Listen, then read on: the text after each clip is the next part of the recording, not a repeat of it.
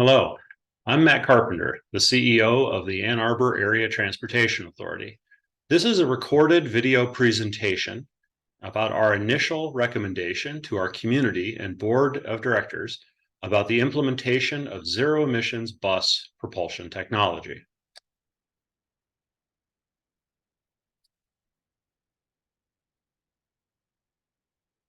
This video complements the written information available on our website, www.theride.org. Feel free to pause or rewind or watch again at your own pace. After some introductory comments, we'll spend the bulk of our time discussing this technical proposal. We will wrap up with closing thoughts and reminders about the next step in our process. So let's get started. Staff are making a recommendation to our board of directors regarding zero emissions bus propulsion technology. Staff's recommendation is for a pilot project with 2 hydrogen buses, 1 outside fueling station, and a considerable amount of staff training. We will need to continue buying diesel buses until we're confident that the zero emissions hydrogen buses will meet the needs of our passengers and are affordable. If this project is successful, it could lead to a full transition of the fleet starting in 2030. Since the lifespan of a bus is about 12 years, we expect a full transition of the fleet to take 12 to 15 years. In many ways, we are still at the beginning of our process. Staff started in-depth background research in 2021 and provided some preliminary findings in late 2022. We've been working with outside experts and other transit agencies to learn as much as we can. We've spoken to and visited agencies that have already adopted some of these technologies and even sent our staff mechanics to visit other transit agencies. In October of 2023, we are providing our recommendation to our board of directors. This marks the start of a public discussion that will continue for a few months. Public comment is welcome at all board meetings.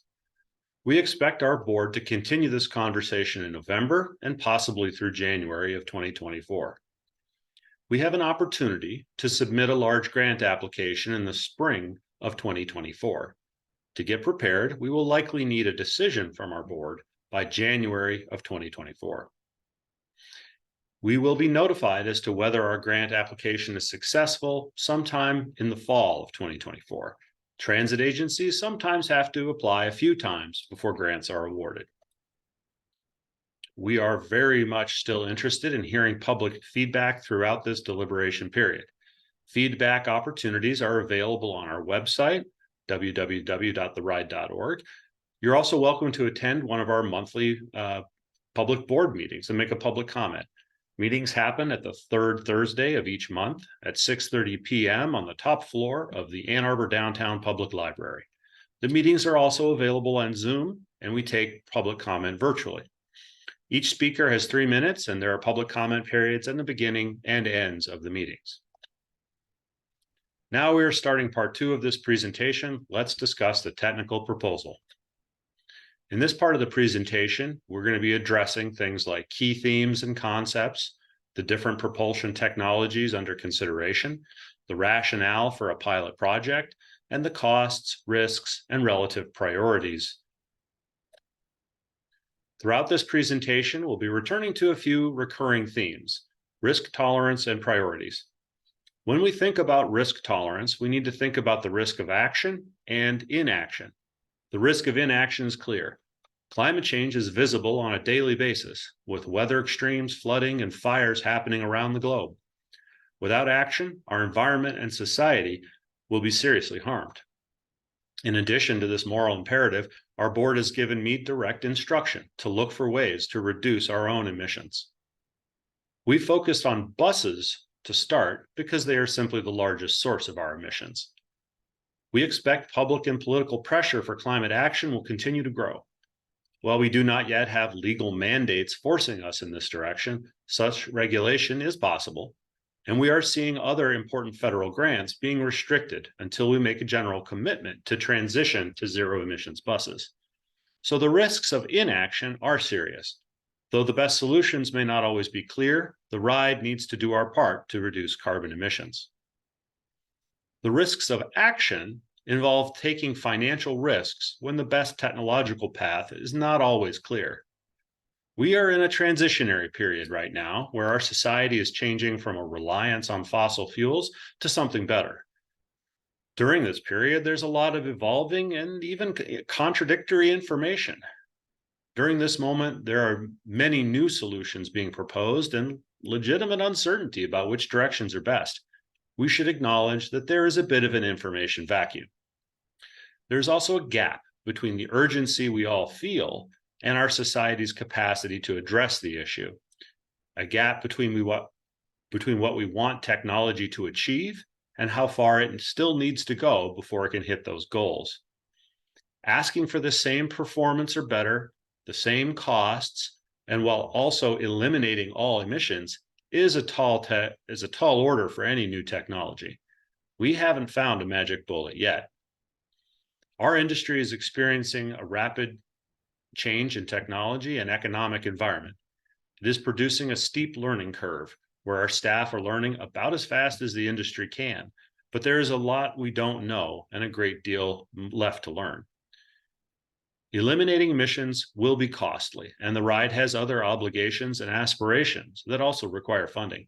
With limited resources, we will need to be certain of our priorities as we make decisions. There are two ways transit can help reduce emissions: attracting passengers out of single occupant vehicles and reducing our own pollution footprint. While it may be tempting to see these two priorities in competition with each other, we are proposing an approach whereby I believe we can pursue both over a period of time. So now I'd like to introduce a couple of key concepts that will help us put the technologies and their implications into context. The first concept is how to maximize emissions savings. Our goal is not to buy 2 or even 20 buses. Within 25 years, we expect to have almost 200 buses, double the number we have today. We need a solution that can economically scale up to that size. We've recently watched several transit agencies, unfortunately, lose a bit of money on premature technology adoption. We want to learn from others and avoid their mistakes. Finally, the time span involved is important. A lifespan of a bus is 12 years, and it will take us many years to fully transition our fleet. As illustrated in this graph, one approach we could foresee is using hydrogen buses to replace naturally retiring diesel buses over time. This could start as early as 2030 and be completed between 2042 and 2045, well ahead of President Biden's goal of carbon neutrality by 2050. During the same time, any expansion buses added to the fleet would also be hydrogen. Another key concept is to try to quantify the benefits of using transit to reduce carbon emissions. There are two basic ways transit can help fight climate change: reducing our own carbon footprint and by becoming an attractive alternative to driving alone. Today, our bus fleet produces about 7,000 tons of carbon each year. This is about half of 1% of the total regional carbon emissions. This quantifies the carbon savings we could achieve by adopting zero emissions technologies. Today, the ride carries almost 15,000 people a day. While quantifying the savings from all of those emissions is difficult, we believe that transit has the potential to reduce even larger amounts of emissions by serving as an attractive alternative to driving alone. The ride has a 25-year blueprint for expanding our services and infrastructure to help us become a true alternative to driving. And we feel that pursuing both of these strategies together represents the best path forward to reducing emissions in both the short and long term. The next key concept that will help us really begin to differentiate the technologies under consideration is the concept of energy density. Energy density is the idea of how much kinetic power can be stored in a certain volume of space. Because vehicles must carry their fuel with them, a ratio of weight to range or mileage becomes a real factor when choosing a propulsion system. A fuel that isn't powerful enough can reduce the range of a vehicle or even the number of passengers that can be carried. As we can see in this chart, gasoline has a very high energy density. In comparison, batteries, including lithium-ion batteries, have a very low relative energy density. Hydrogen is in between. This factor will matter a lot as we discuss the range of the various propulsion systems. We do not need a zero emissions technology to equal the performance of diesel, but we do need them to at least meet minimum operational requirements for mass transit, as we'll discuss in a moment. We believe firmly that transit services must be designed to be as attractive as possible to potential customers. Emissions reductions are really a secondary consideration. Diesel provides a very high performance, low cost, and reliable propulsion technology. Other propulsion systems may not be able to meet this same level of performance and could inconvenience passengers or increase costs. We do not expect to gain any riders from switching propulsion systems, but we need to make sure we do not harm any existing riders. Examples of the sort of operational performance that matters for passengers includes reliability and heating and cooling. We also need to provide the same quality of service throughout all the neighborhoods we serve. Costs also matter a lot as they impact how much service we can afford to provide. We need to be certain that investments in zero emissions buses don't take funds away from services to communities that have been historically marginalized. So let's discuss how these considerations intersect with running a large fleet in a cost-effective manner. First, we need to acknowledge that transit buses require much more energy than cars or school buses, for example. Most cars are parked most of the time, providing ample time for recharging a slow battery. They also aren't driven all that much every day. Similarly, school buses are usually only in use for a few hours in the morning and then again in the afternoon. In contrast, public transit buses are often in continuous operation for 10 to 16 hours or more a day. This consumes a lot more energy and leaves very little time for refueling or recharging. It's common for a bus to leave our garage at 6 a.m. and not return until midnight or 1 a.m. the following morning. This duty cycle, as we call it, is even more energy intensive when we need to heat or cool the passenger cabin. This means that the energy consumption of a transit bus is much higher than other vehicles, and there are very few opportunities to recharge the battery. Next, it's important that we explain the economics of how a large transit fleet works. To minimize the size of the fleet and its costs while ensuring reliable service delivery, transit buses are standardized and interchangeable, and that means they all look and operate pretty much exactly the same. Buses in our fleet are continually rotating between being in service or in the shop, and we do not assign specific buses to particular routes. Every evening, buses are refueled, cleaned, and lined up in the garage, almost at random for pullout the next morning. The next morning, the first driver simply takes the first bus in line. They will likely get a different bus every day. This efficiency is only possible because the buses are standardized and completely interchangeable. This also reduces the training required for drivers and mechanics and the complexity and costs of maintenance and part storage for a fleet of 103 buses. Every bus is built to handle the longest bus assignment we could give it. Range matters, so they have to have fuel tanks large enough that they could stay out as long as we need them to. We do this to ensure interchangeability. If a bus breaks down, we need to be able to replace it fast in order to serve passengers reliably. High and consistent range also allows us to design our routes and services without concern for the needs of the equipment. This also means all buses must have the capacity or range to operate the longest bus assignment or route that we have. Staff training is another significant consideration in this discussion. We have heard from other transit agencies that mechanics, drivers, fueling crews, and others will need to receive extensive new training in order to make these new systems work. We also need to acknowledge a great deal of associated infrastructure dealing with storing and maintaining our fleet, including the garage, fueling systems, and even ventilation. Undermining fleet management principles can add hidden costs and operational inefficiencies that can impact our operating budget and reduce the amount of money available for service. Okay, with these key concepts behind us, we can now introduce the technologies we will be considering. First, we'll need to discuss diesel propulsion. This is what we presently use and represents the status quo. Next, we'll discuss battery electric buses and hydrogen fuel cell electric buses. We could talk for hours about the nuances of each of these technologies, and I will only be touching on the most relevant considerations, mostly as they relate to the principles and concepts we just introduced.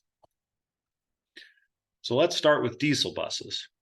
All of the buses in our fleet today are diesel powered, although some are also hybrid diesel electrics. These use traditional internal combustion engines, have a large fuel tank, and a long range. The engine also heats the passenger compartment. They are fueled from a single pump in our main garage. Despite recent advances, about 89 to 90% of all the transit buses in North America today are still powered by fossil fuels. Now, there are pros and cons to every technology. The strengths of diesel are simply that the technology is mature and costs and performance are pretty predictable. It's a relatively low-cost option, excluding the pollution externality, of course. It has a very mature ecosystem of suppliers and parts inventories and manufacturers. They're all pretty easy to find. It works well for fleet management and passenger services because it maximizes that standardization and interoperability I mentioned. And emissions from today's diesel buses have dropped considerably from the past and are now roughly equivalent to what a hybrid diesel electric engine would produce. But of course, with any technology, there are weaknesses as well. Diesel propulsion has no opportunity to eliminate tailpipe emissions entirely. That's important. Although we do expect it to become less polluting in the future, it'll never get to zero. Internal combustion engines have the most moving parts of all the technologies under consideration and are probably the most maintenance intensive. Finally, it's possible that diesel engines may need to be phased out or regulated out, either by regulation or public sentiment in the future. Now let's introduce battery electric buses. These vehicles are exactly what the name suggests. Large lithium-ion batteries on the roof directly power motors that turn the wheels and provide heating. Battery electric buses need to be charged and recharged frequently. Charging takes several hours. They can be recharged from overhead drop-down systems or more conventional plug-in systems. Battery electric buses have a number of advantages. They are relatively less expensive, especially at a small scale, just a few of them. This is likely why they've seen a surge in popularity in the last few years. They have the simplest mechanical systems and the potential to be the lowest cost from a maintenance perspective. Depending on where you live, electricity can be less expensive and clean, again, depending on local circumstances. Overhead recharging can extend the route or the range of the vehicle while it's in the field, and battery technology has been rapidly improving. However, today's battery electric buses do have some serious drawbacks. Lithium-ion batteries have a low energy density and therefore a low travel range. As strong as these batteries are, they are proving to be incapable of keeping a bus running for a full day. They're also getting heavier. In addition, the passenger cabin must be heated by the same batteries that drive the motor. In speaking with other cold weather transit agencies, we're hearing consistent concerns that these vehicles are underperforming and not able to meet their advertised travel range, making them difficult to use.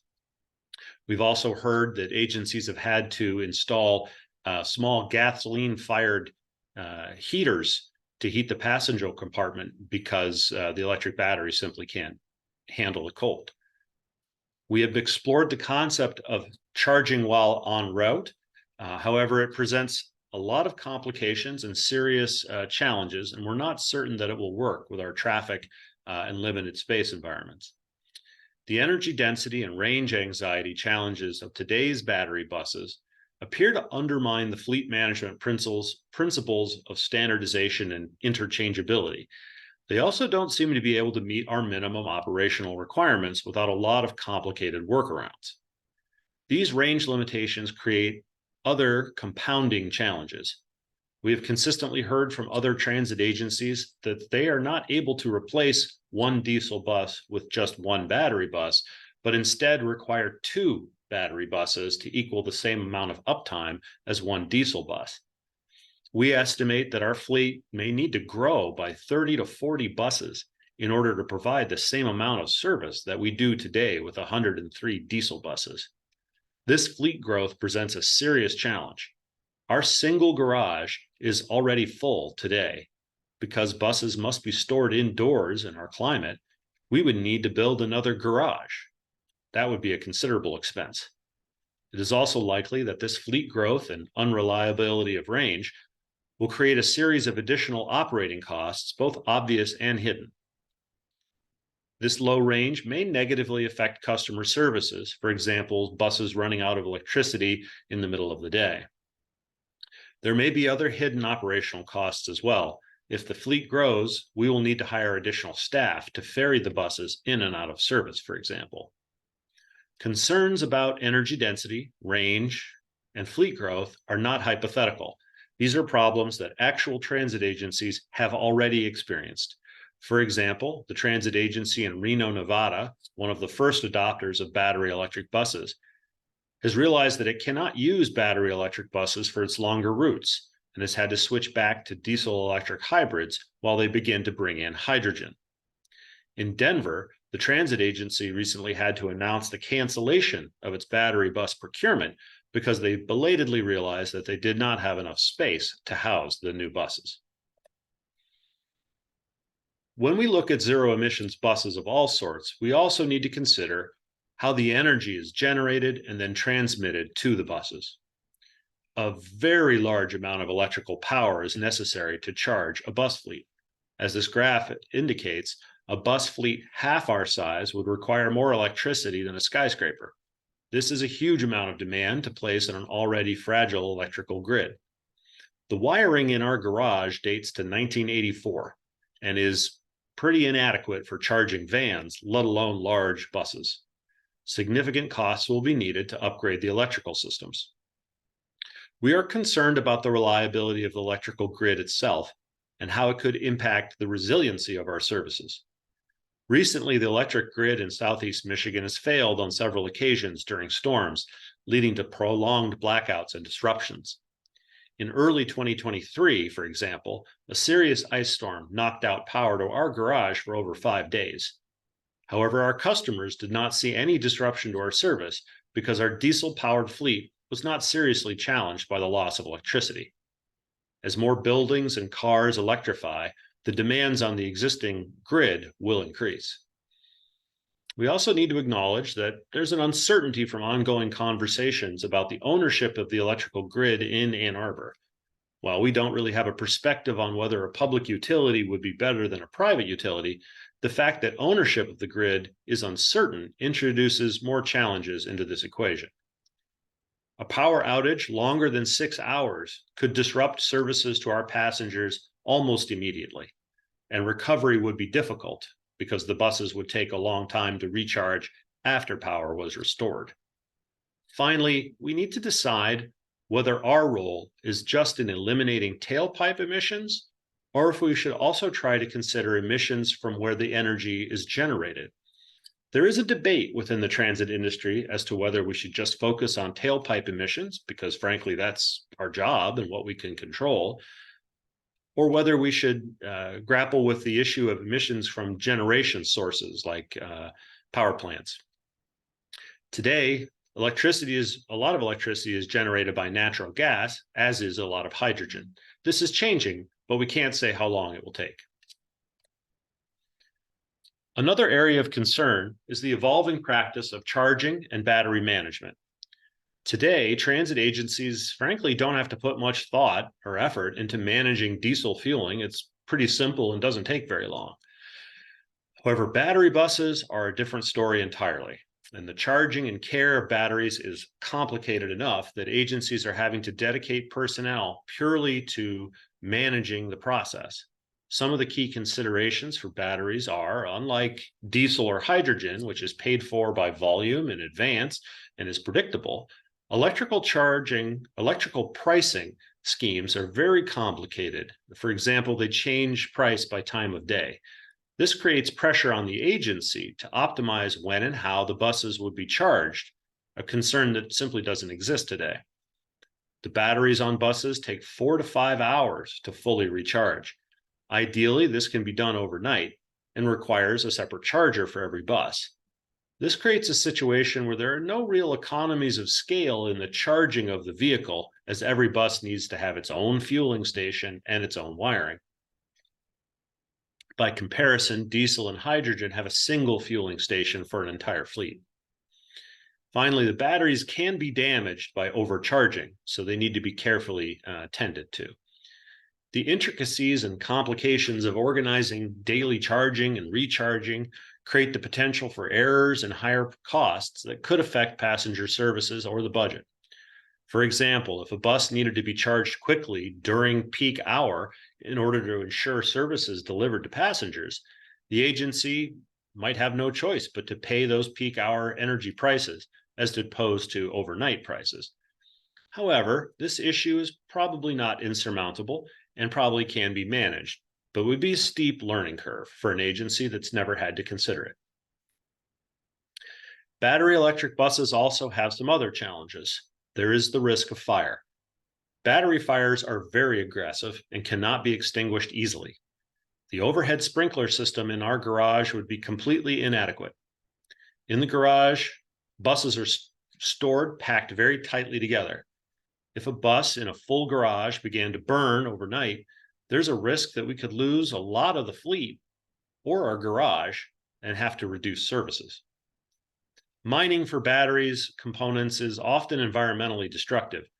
Even if this improves, competitions for these materials could drive up battery prices. In summary, battery buses have the widest range between the best case scenario and the worst case scenario. With the most optimistic assumptions, they could become the most efficient, lowest cost, and provide great service. But with the worst assumptions, they could lead to a very high costs, much larger fleet, and the need for a new garage, considerable operational expenses, and possibly be a safety hazard. Today's technologies are still closer to the worst case scenario, unfortunately. Based on ranges reported by other transit agencies, the battery technology available today would not meet our minimum operating requirements. A breakthrough in battery technology will be needed to meet this minimum level of performance. Even if range and fire concerns are addressed, battery buses face additional serious hurdles, including expensive chargers, managing the charging process, the opaque and shifting pricing, and the resiliency of the energy grid. Based on these concerns, we do not see a low-risk path to full deployment for battery electric buses today. However, if there is a significant breakthrough in battery technology, these propulsion systems could become the best option. We've already seen some of the challenges for battery electric buses undermine the efforts of early adopters, leading to additional costs and an additional time to reboot their projects. There have been numerous instances of battery fires or underperforming and unable to meet the advertised range. Several agencies have bought them without fully understanding the costs and the supported infrastructure necessary to make them work. And finally, in mid-2023, one of the leading manufacturers of battery electric buses, Proterra, announced that it would be entering bankruptcy, leaving many customers uncertain of how their existing fleets would receive support. This is indicative of the immature market for many of these new technologies. It's not yet clear whether these challenges will prove to be simply surmountable growing pains or fundamental flaws. Okay, so let's introduce hydrogen fuel cell electric buses. These are also electric buses. Energy is stored as a hydrogen gas in onboard tanks above the roof. The hydrogen is channeled into a fuel cell to produce electricity, which then charges a small battery, which drives the electric motors. The fuel cell also produces heat, which is what is used to heat the passenger cabin. Hydrogen would be delivered to the garage as a liquid by a tanker and stored on site. There would be a single fuel pump, much like diesel today. So what are the advantages of hydrogen? The primary advantage is the greater energy density and higher range. The reported range from hydrogen buses suggests that these buses would meet our minimum operational requirements. To be clear, they likely cannot equal diesel performance, but they can meet our minimum requirements. Because there is no range concern, we believe we will be able to replace one diesel bus with just one hydrogen bus. This means we do not need a larger fleet to provide the same amount of service.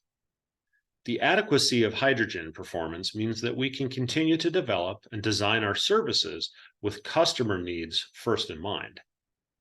Hydrogen has proven safe.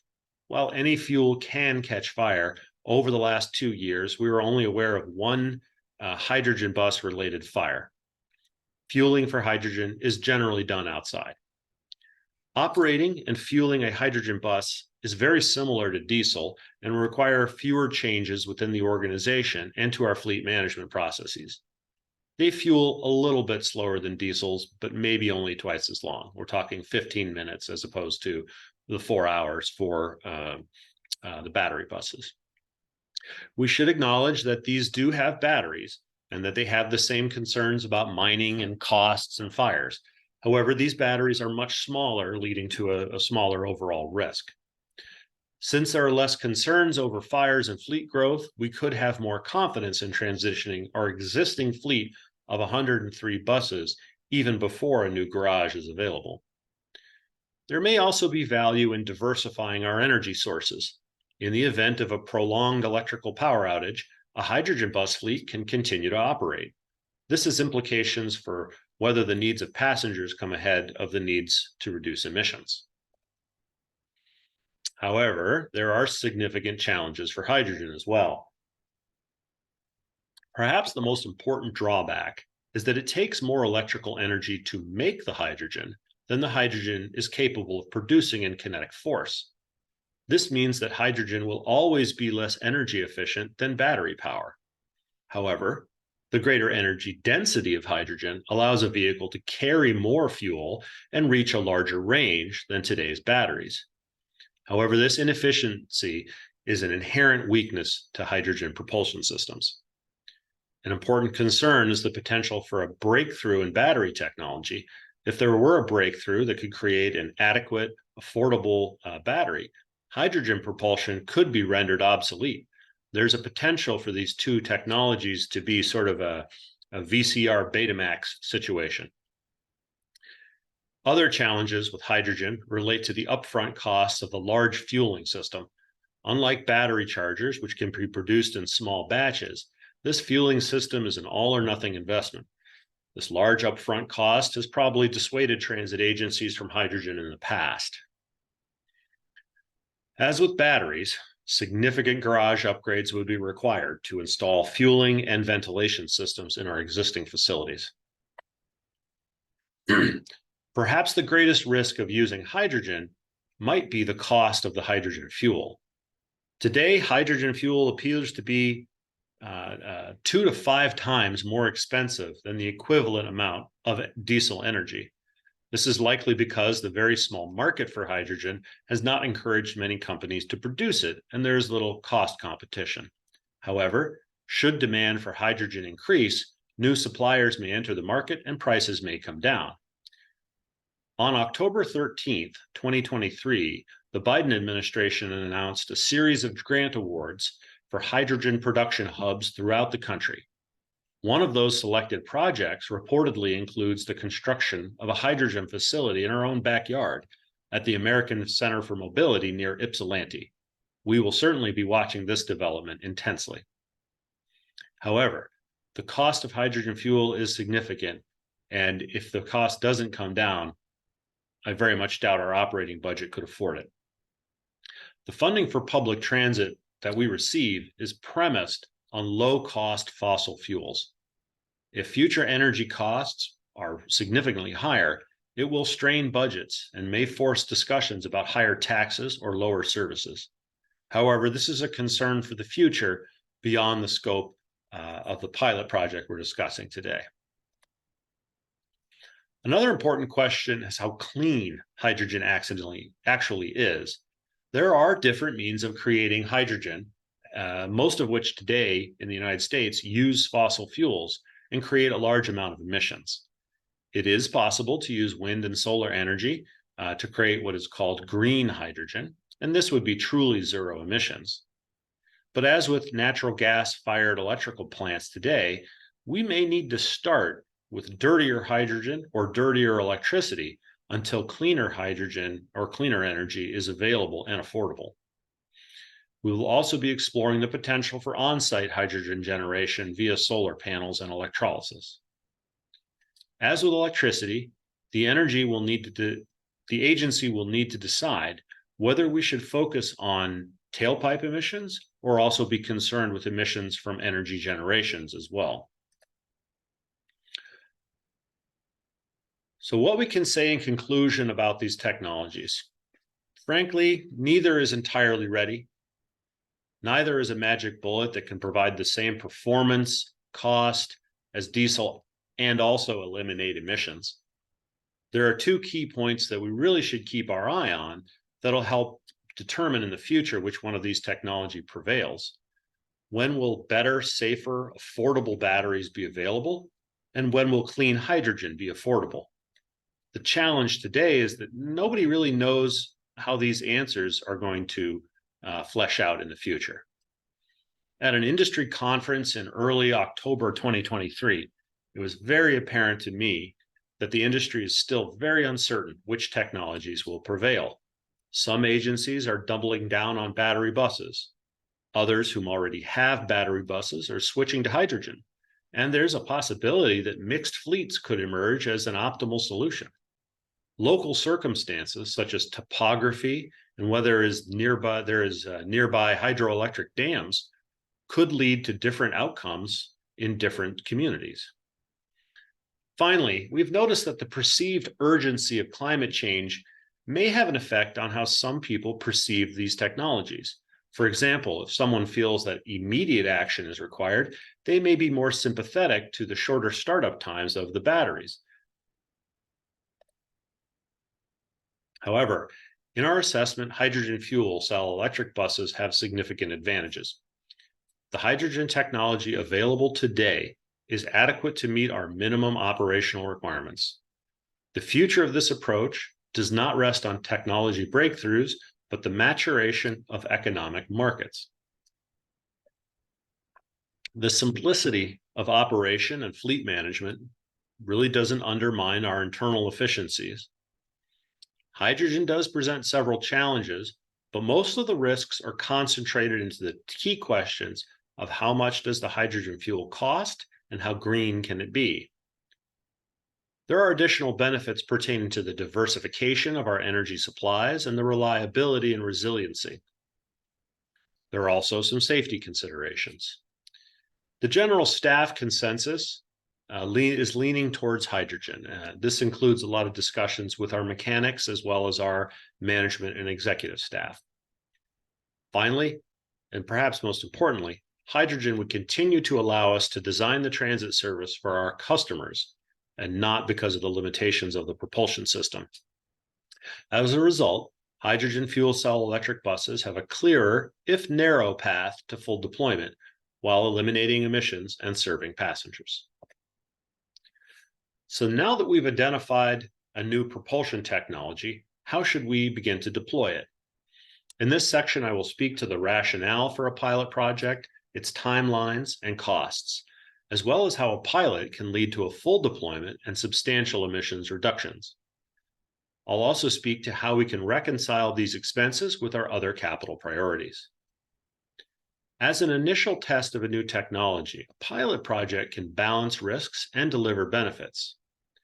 Since we are reasonably confident that hydrogen can work and meet our minimum operational requirements, a pilot will give us time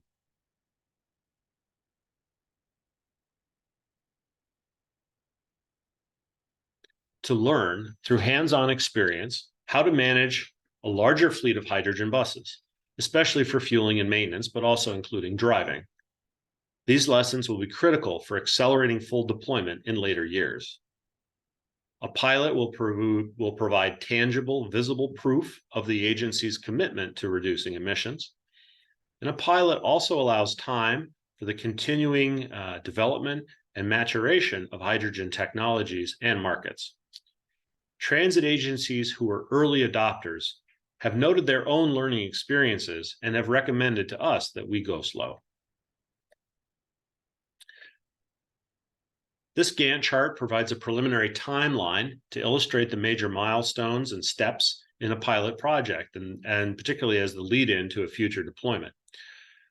We're showing a 5-year timeline until we are more confident that a 4-year time frame is possible. We start here in 2023 with this recommendation and video and public and board discussions. In early 24, our board may provide us with authorization to submit a grant application. We expect the grant deadline in spring and announcements about successful awards in the fall of 2024. If we are successful in receiving a grant, we can begin implementation activities as early as 2025. Staff training and procurements should start as soon as possible. Ordering buses and installing the fuel tanks will unfortunately take a lot of time. For example, lead times for bus manufacturing can require anywhere from 12 to 24 months for delivery after the order is placed. We are hoping the buses can be delivered in early 2027. After they're delivered, they'll be put into revenue service, carrying passengers. We would need them to run at least a full calendar year so that we get experience with them in all seasons and all types of weather. If the pilot project is successful, and if markets have matured and prices have declined to an acceptable and affordable point, and if granting funding continues to be available, then the agency may begin to be able to replace its existing bus fleet with new hydrogen buses. During the pilot, we may need to continue to buy a mix of hydrogen and diesel buses just in order to keep the fleet in good working order for our passengers. We expect the pilot to end around 2029, and staff will provide evaluations and assessments to the board. We'll also update cost estimates with new information. After the pilot project, progress will depend on costs and outside funding. We will not be able to afford a full transition without considerable federal and state funding support. So let's talk about costs for the pilot. Creating reliable cost estimates is a little tricky today. Markets are still developing and suffering from a bit of post-pandemic confusion. We're presenting our preliminary cost estimates as ranges from low to high to try to account for this uncertainty. We intend to provide smaller ranges to the board in coming months and then final numbers. Final figures will come probably in early 2024. I need to be clear that the numbers will continue to evolve probably until the grant is submitted. And based on experience from other agencies, actual costs may be different from expected costs as the markets continue to change and evolve. The capital costs for the pilot project are approximately $7 to $11 million. Capital costs include durable equipment such as buses themselves and the fueling equipment, parts, and other tangible assets. The federal government is providing a very generous subsidy of 80% for adoption of these new technologies. This is done through the Low-No Grant program, which can cover a significant part of the capital costs, with the remainder being paid for by state or local sources. Most likely, the RIDE will need to provide another $1 to $2 million of local funding to contribute to the project, most likely from our capital reserve. We will look to the State Department of Transportation to see if they might also be able to chip in. A Low-No grant is very competitive. We're competing with transit agencies from across the country. It is not uncommon for agencies to have to resubmit their applications for a few years before they succeed. Operating expenses are expected to be in the range of $1.5 to $3.5 million over the course of the project. These costs must be entirely borne by the RIDE and would likely also come from our capital reserve. I'm hopeful that this figure may come down in the next few months as our estimates evolve. However, we do not think we will be saving any money during the pilot project. Overall, we expect the total cost of the ride to be somewhere between $2.5 to $4.7 million over 5 years. Looking past the pilot project, we have some preliminary information about the long-term costs for transitioning the entire fleet. Just to replace our existing fleet would require up to another $30 million for a new fueling station and renovations to our garage. It would also require somewhere between $50 and $75 million more to be spent on buses over the next 25 years than we had already budgeted to spend replacing diesels. However, if this avoids fleet growth and the need for a new garage, it may still work out to be cheaper than the battery buses. The main challenge with this and any large aspirational infrastructure project is that at this time, there is no way to fund these expenses. I need to emphasize that transit agencies cannot afford this generational transition by themselves. We will be reliant on an outside funding from the federal or state for years, which can be difficult if political priorities change.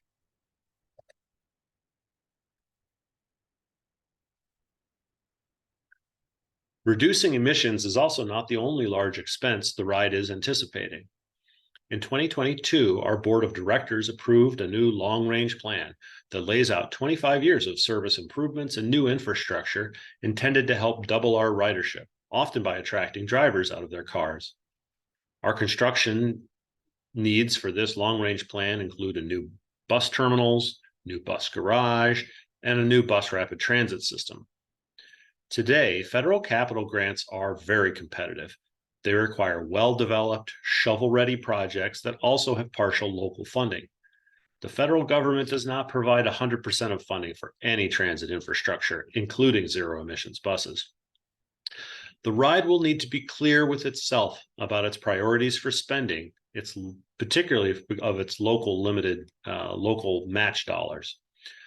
Our board grapples with similar questions by asking themselves, what should we do, for whom, and at what cost? We believe that the agency can afford this pilot project. However, we know that we can't afford the full deployment of zero-emissions buses at this time. But we're hopeful that additional outside funding will be available in the future. It can be very daunting to stare at a capital project list and know that you can't afford most of it. But this is how infrastructure development often happens. Our focus is to make sure we have the right projects in the right sequence, to develop those projects as far as we can within existing resources, to make them shovel-ready, financially viable, and attractive to outside funders, and be clear about how much funding we can bring to the table.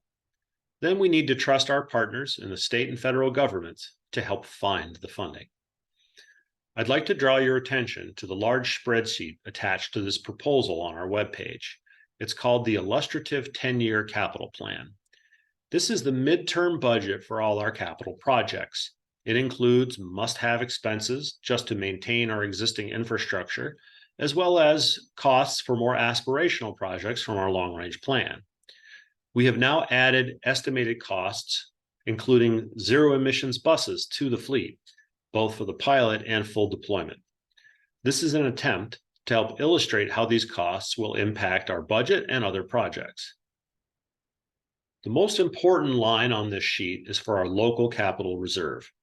These are the only funds we have to use as match for the competitive federal grants. Once these funds are gone, we will not be able to advance any major new project. We expect to use the reserve to partially fund the hydrogen pilot project. This will draw down the reserve funds a little faster. However, we believe that we'll still have enough money to pay for the other short-term priorities, such as the Ypsilanti and Ann Arbor bus terminals. In the longer term, particularly after 2030, things get a little less certain. The reserve may be exhausted by this point, leaving us without the funds for the full deployment of zero-emissions buses or the bus rapid transit and accompanying garage projects. In a sense, these projects are competing for local match dollars. However, we already don't have enough money to pay for the bus rapid transit or garage projects. The result is an increasingly large list of unfunded projects after 2030. But again, Our job is to get the projects ready and developed, and then work with our federal and state partners to look for funding. As we begin to wrap up this presentation, let's return to our initial themes. We've discussed the importance of taking action to prevent climate change, as well as the risks. We've discussed in detail the gap between the expectations and performance of the technologies that exist today. And we've reviewed the financial commitments, both for the short-term and long-term emissions reductions, as well as our competing priorities for our limited financial resources. While the technologies are interesting, the biggest questions continue to be, what is our risk tolerance and what are our priorities? These are influenced by the degree of urgency we each feel between climate action and serving our communities. As the CEO of the Ann Arbor Area Transportation Authority, my strong recommendation to our board is that we move forward with a federal grant proposal based on a hydrogen pilot project. As described in this presentation, we believe hydrogen is more practical today and is more likely to lead to the emissions benefits of a full deployment. Key benefits of this proposal include hydrogen is the most likely to minimize disruption for passengers while eliminating all emissions from bus propulsion. It minimizes our financial risk today and allows time for technologies and markets to continue to develop. It provides visible, tangible evidence of the ride's commitment to carbon neutrality. It pushes the bigger decision about full deployment into the future, where hopefully we have more and better information. It unlocks grants we need for other important projects. It prepares us for the possibility of future mandates. And finally, the pilot project is affordable within our existing resources. So quickly, let's recap our process for the next few months. In October of 2023, we are tabling this recommendation for our board of directors and the community. We welcome feedback until the decision is finalized. I expect the board will discuss this in at least October and November and probably through December of 2023. I'm letting the board know that to hit our grant deadline in the spring of 2024, we will probably need a decision from them by January at the latest. Should the board approve a grant submission, staff will move forward in the early months of 2024 in preparing a grant application for the Low-No Emissions Grant Program from the Federal Transit Administration. We expect the deadline for that grant to be in March or April. Our application will be evaluated with dozens of other competing proposals from around the country. Should we be successful, we expect notification in the fall of 24, after which we could begin implementation of the pilot project. I want to be clear with our board of directors about the specific decisions this project will ask of them. There are two key steps. First, I need a soft commitment from them. By January 2024, I'm asking the board to clarify their degree of support for this recommendation and the financial commitment it implies. I need to know which direction the board supports and whether this is the right time for this grant application. I don't want to move forward on this without knowing they are in support. Also, preparing the application material is a significant level of staff effort. Second, I will need a firmer commitment. Around February or March, we will need the board to vote on a federally required transition plan, which outlines our intent to pursue zero-emission buses into the future. This transition plan is a federally required document and can only be approved by the board. It is a requirement of the Low-No grant submission. By this point, we will certainly have final cost estimates. As I mentioned, we welcome feedback this fall and winter. Our program page for zero emissions bus recommendations contains this presentation, links to all our previous work and research and public presentations, and links to helpful videos that provide more context. We encourage everyone to watch this presentation and visit our website. I encourage you to visit our website right now and leave your own comments. You're also welcome to make public comment during our board meetings, which are held on the third Thursday of every month, starting at 6:30 p.m. on the top floor of the downtown Ann Arbor Library. Check our website for meeting updates. We encourage speakers to prepare their comments in advance, as each speaker is allotted 3 minutes. Finally, thank you for your interest in this very important subject. Staff have learned so much about this subject over the last year, and we really look forward to learning more from you and our board. We hope that this presentation and our earlier work has proved helpful for you in developing your thoughts on zero emissions bus propulsion. Thank you.